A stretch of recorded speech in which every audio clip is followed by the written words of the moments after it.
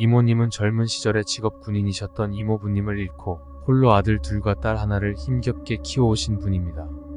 살아오시면서 굳은 일을 많이 겪으셔서 웬만한 일로는 놀라지도 않으십니다.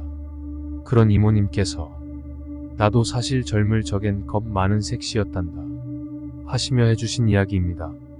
당시 이모님의 나이는 32세였는데 남편과 아이들을 보며 이제 알콩달콩하게 살아가기 시작한 때에 그만 남편을 잃은 것입니다. 하늘이 무너지고 땅이 꺼지는 일인지라 한동안 끙끙 앓아누우셨던 이모는 옆에서 자기를 바라보는 새 아이를 보며 이렇게 죽을 수 없다고 생각하셨다고 합니다. 그래서 부잣집에 삭바느질하러 다니셨는데 이모님이 일을 해주시던 부잣집은 시원한 대청마루와 마당에 늘씬한 버드나무도 가지고 있는 큰 기와집이었다고 합니다. 부잣집에선 이모님께 식모로 아이들을 데리고 들어오라고 했지만 국군 중령의 아내가 다른 집에서 식모를 할 수는 없다고 생각에 거절했고 그런 꿋꿋한 태도가 주인 아주머니의 마음에 들어 아주머니의 집에서 나오는 바느질거리부터 주변 사람들의 일까지 모두 주선을 해주셔서 몸은 힘들었지만 점점 돈을 모을 수 있게 되었다고 합니다. 그러던 어느 날 주인 아주머니가 남편이랑 어딜 다녀온다고 집을 봐달라고 하셨답니다. 오랫동안 일을 해와서 이모님을 신뢰하고 있었던 것입니다. 이모님은 흔쾌히 수락하고 대청마루에 앉아 온종일 바느질을 하고 계셨는데 갑자기 대문이 벌컥 열렸다고 합니다. 이모님은 벌써 돌아오셨나? 하는 생각에 대문을 바라보았는데 순간 얼음처럼 얼어버리셨답니다. 처음 보는 꼬마 아이가 머리에는 상투를 틀고 무표정하게 대문으로 들어오고 있었는데 기이하게 생긴 모습에 움직임마저 기이하여 걷는 것도 아니고 달리는 것도 아닌 공중에서 콩콩 두 발로 뛰듯이 대청마루로 뛰어오고 있었다고 합니다. 도깨비구나. 이모님은 순간적으로 이런 생각을 하시고는 혹시 나한테 해를 끼치지 않을까 하는 생각에 무척이나 겁이 나셨다고 합니다. 그도 그럴 것이 집에는 자기가 오기만을 목을 빼고 기다리는 새 자식이 있었으니 말입니다. 하지만 겁에 질려 아무것도 하지 못하셨고 점점 다가오는 동자를 보며 죽으면 안 되지 우리 아이들은 어쩌라고 이런 생각만 되뇌고 있었고 결국 동자는 대청마루까지 올라와 제자리서 깡충거리며 이모님을 빤히 보고 있었다고 합니다. 보면 안 된다. 난 죽으면 안 된다.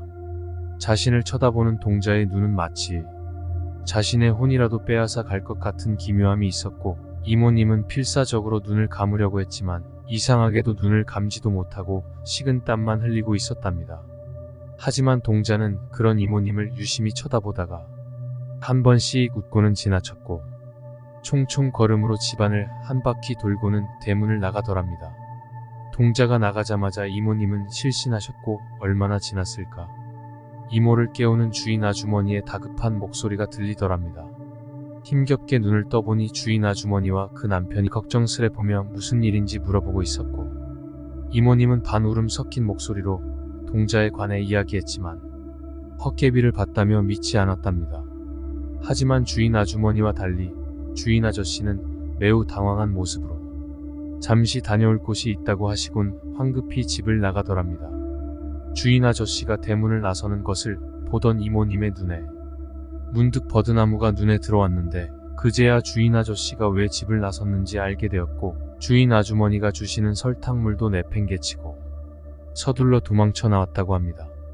이유인즉슨 예전에는 요즘처럼 말린 국수가 없었기에 집에서 직접 국수를 말려서 먹을 때마다 삶아 먹었다고 합니다. 그날 역시 마당에 국수를 말리고 있었는데 동자가 지나간 후 말리고 있던 국수가 전부 버드나무 가지 위에 올라가 있더라는 겁니다. 그 후로는 이모님은 그 집에 가지 않았답니다. 목구멍이 포도청이라 일을 하더라도 집 안으로 들어가지 않고 대문 앞에서 일감을 받아 집으로 가져와서 하셨는데 얼마 후 일을 할 수 없게 되었다고 합니다. 그 집이 망했기 때문입니다. 주인 아주머니가 급사를 맞아 돌아가시고 주인 아저씨는 병에 걸려 시름시름 앓다가 재산마저 사기로 전부 잃고 비참하게 동네 박논두렁에서 죽었다는 것입니다. 동네 사람들의 이야기로는 주인 아저씨가 옆 동네 한 여자 무당과 정을 통하고는 계속 만났는데 무당이 임신하자 유산하라고 배를 발로 차고 때리고는 발을 끊었다고 합니다. 결국 유산을 한 무당은 적당한 조치도 취하지 못하고 움막에서 시름시름 앓다가 명을 다했다고 하는데, 어쩌면 이모님이 본 동자는 주인 아저씨를 벌하러 온 무당 배 속의 아이가 아니었을까요?